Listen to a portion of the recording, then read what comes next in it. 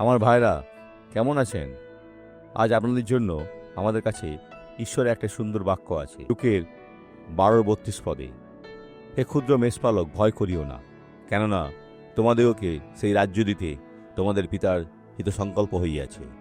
ব্যাস, আমরা কেন ভয় পাই? কারণ আমরা ঈশ্বরের উপর পূর্ণ বিশ্বাস রাখি না।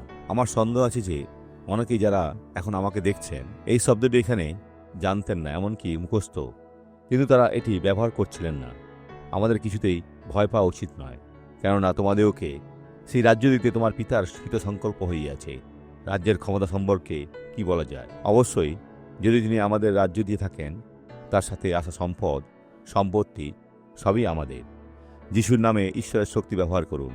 আপনার জীবনে যে মন্দ আছে তাকে তিরস্কার করুন, আদেশ করুন যে এটি পশ্চাৎপদ স্মরণে পরাজিত করে। আর কি হবে? এটি চলে যাবে এবং বিজয় ঈশ্বরের লোকেদের। আমরা এখন প্রার্থনা করব। পিতা, আমরা আনন্দিত চিত্তে তোমার সামনে এসেছি, কারণ তুমি আমাদের বিজয় দান করেছ।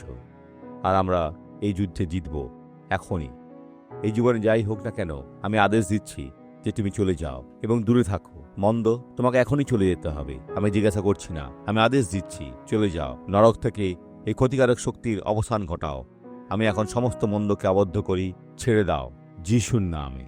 ঈশ্বর আপনার মঙ্গল করুন।